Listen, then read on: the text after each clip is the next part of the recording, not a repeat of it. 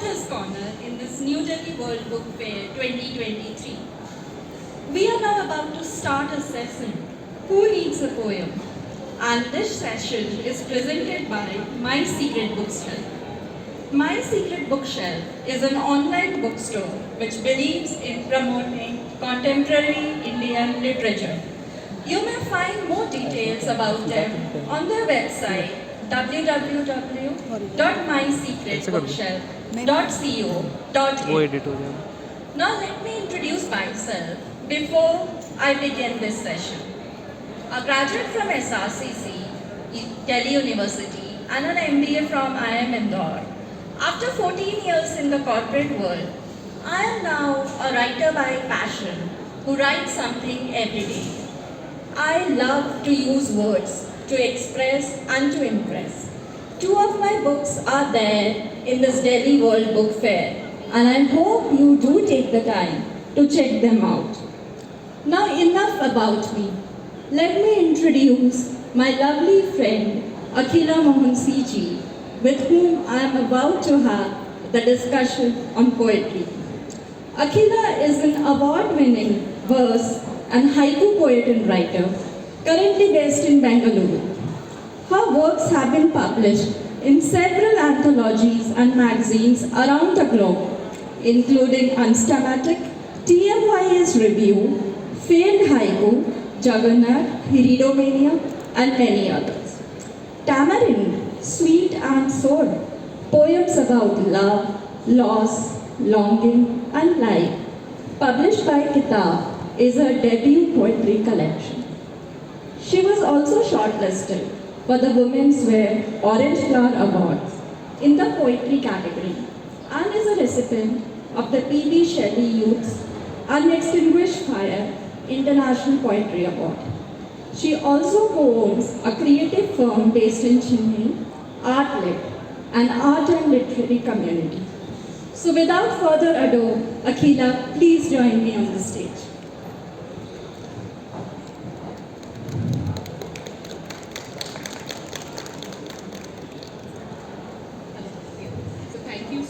Thank you for such lovely introduction. The pleasure is all mine, Akhila. I'm so excited to talk about poetry with you. Now, tell us a little about your literary journey. In particular, about your writing process. How did you come about becoming a writer? And how come poetry? Yeah, so see, I come from a family of writers, and right from my childhood, I had a very rich exposure and culture of literature and books in my family and around. And it was my maternal grandfather and my father who encouraged me a lot to read as well as to write. And once I just went to a Kavi Sammelan with my maternal grandfather, and I just asked him that whether I can, I can also recite the poem like that. So he said, not only you can recite the poem, but you can also write your own poem and then recite it. So that encouraged me a lot, and throughout, like my parents, my grandparents were there to support me and encourage me, provide me with some of the best books and literature. But still, I never thought of becoming a creative writer or publishing a book. But because of my love for writing, I did journalism as my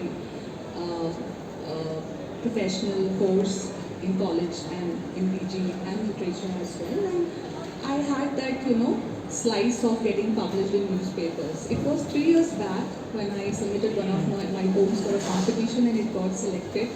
Then I realized, that I tasted the power, or what you say, the power of expression and reaching out to the readers. And then I started taking it seriously. And since then, it's like every year, I'm writing and sending my words to different journals. Tamarind happened eventually. So that's really interesting. The seeds of Tamarind were sown many years ago, actually, when you started writing. So, talking about Tamarind, the poems in your collection, while they do have a universal appeal, it did appear to me that they were coming from some personal space. So, are these inspired by some real life incidents? Yeah, so you said it right, Smita. So, and thanks for saying that it has a universal appeal. So, yeah, so my poems are very you can say it strikes a balance between some of the very,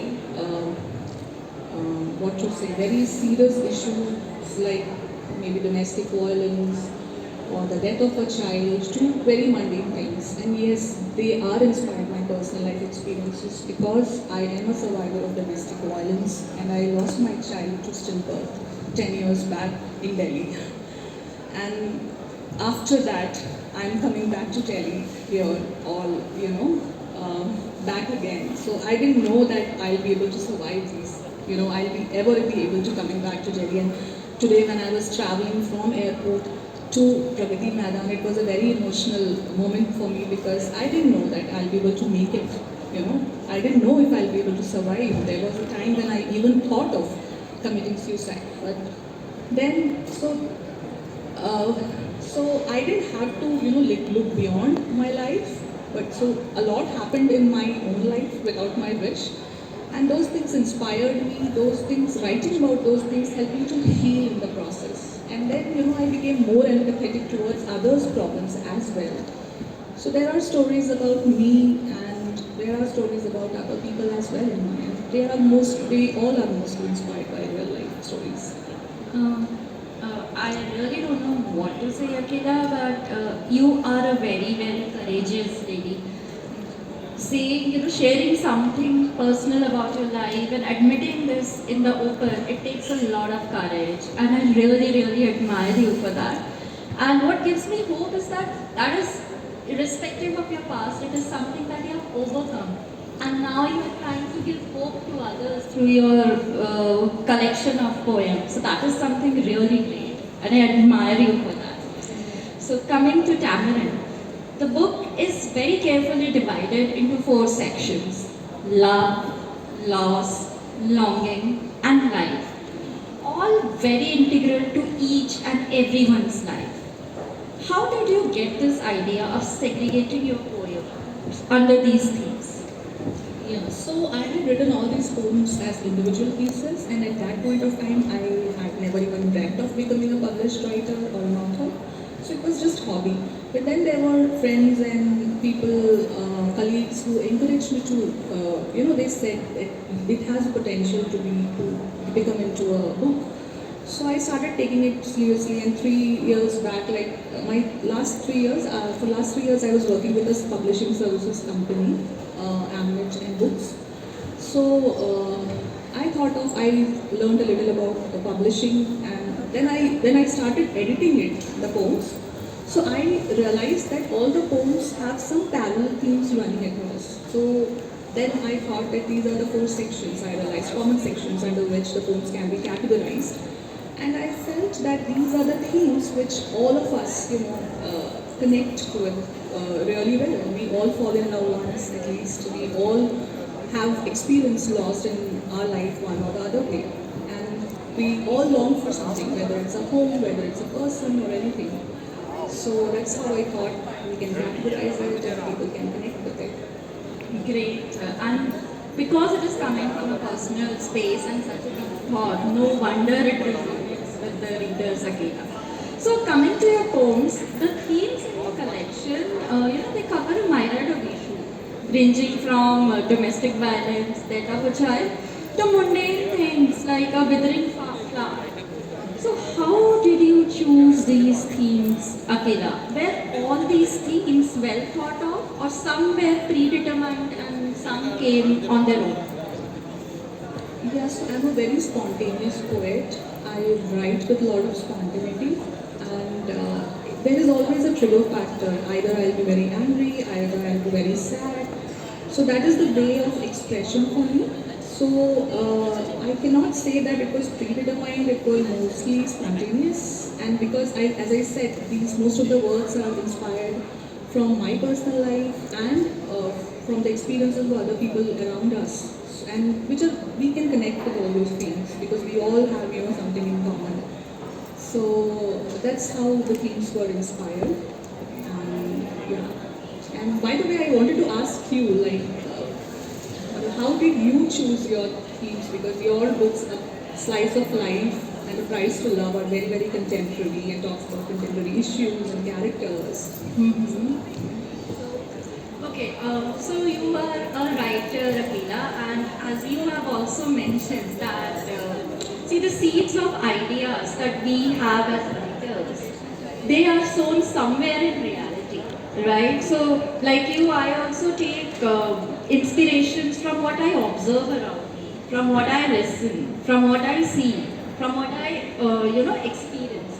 It's not like we take it in our work as we like, but these experiences stay, right? So I have taken inspiration. I saw a dried tulsi plant in a pot outside my home, and that formed the basis for one of my stories that I have in a slice of life. So the best thing as a writer that we have is there is no end to things that we see around, and especially in poetry and fiction, we have all the liberty and creative license to add imaginations to them.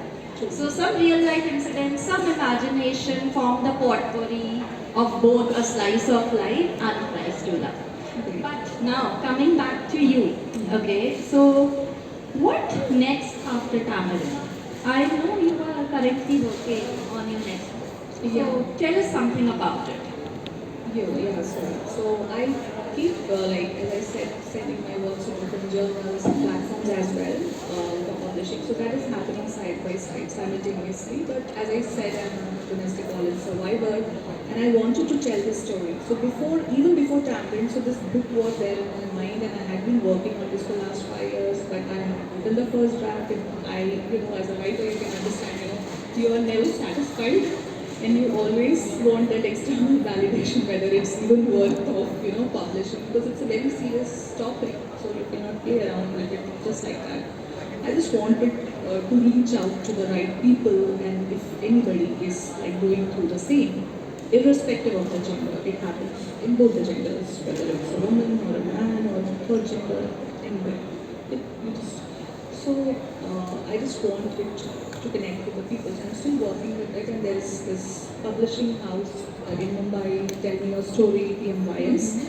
So they are helping me with the drafting of the book, and we are working on it. So my mentors are Kurul Das Gupta, who is again a very established writer, and then Somrita Ganguly, who is an editor, translator, and a writer. So they are helping me out with the draft. And how soon do you think we'll be able to see it? So we are planning to finish it off by next 6 or 8 months, and then we will start pitching the work to the publishers, and we'll see if it's accepted. Great. I'm sure that it will go as great as Tamarind is doing.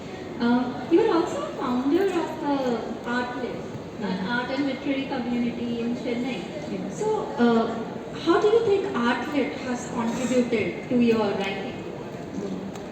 So it is a very new venture which started in June 2022 with my partner and college friend Divulged. And because we both have very similar interests towards art and literature, so we thought of starting it and doing what we really like, and a lot of plans regarding that. And it's a very big question. So literature has immense contribution in my life and evolving me as a person, because now I have become more empathetic, and I always see the backstory of a person. So there are no good or bad people for me anymore, because I see every person as a character. Okay, this person is not behaving properly. There must be something, there must be some backstory of that person. So that is very interesting. So if you have read the work or seen the series, the Handmaid's Tale written by Margaret Atwood.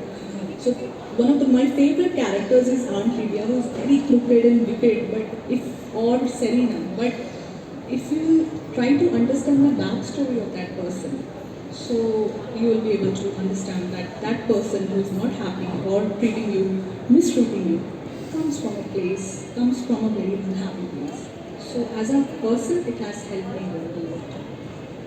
Interesting. It always helps when you're part of some community, because otherwise writing would be such a lonely process. This helps to ease it out.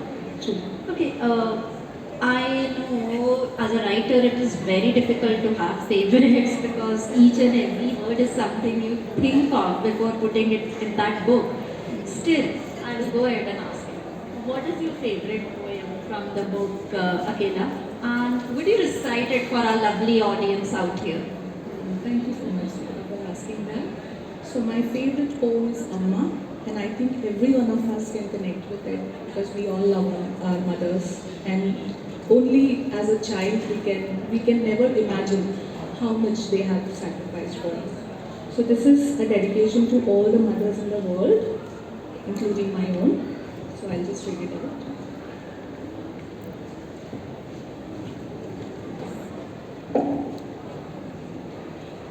Amma. In between your cracked hills, a path awaited you to tread, a choice beckoning you to be free. You once lifted your feet to cross the Delhi's, but then you chose to pull it back. And when you did, you killed yourself, except a part within, the part of the mother, our Amma. While our fingers clung to the whole of your torn sari, seemed all fun and play, and we drew a childish pleasure, pulling and tearing it further, until we realized that the whole was not in your sari, but your soul, which you let us tear apart to give us a life, a death, that we can never repay. Amma. That is really so wonderful, Akela, and I think the appropriation from the audience says it all. I really don't have much words to say. So, ladies and gentlemen, signed copies of Tamarind by Akela CJ is available on the My Secret Bookshelf stall at stall number 92, hall number 4 at the World Book Fair. Please do go and see that on the first floor of hall number 4 of in the World Book Fair. Please do take out the time to check it out. With that, Akela, it was really nice to converse with you. More than writing, to get to know you as a person, and it was really inspiring, the hope and inspiration. You are a testament of the fact that one succeeds in life despite all the roadblocks and the setbacks, and not in the absence of them. I wish you all the best. Thank you so much, Smita, for your lovely questions, and thank you all for the patient listening. Thank you so much. Thank you, audience. With that, I would like to invite the vivacious and vibrant moderator of the next panel, Mona Verma, for the next panel, Stories We Create. On the stage, please. Mona.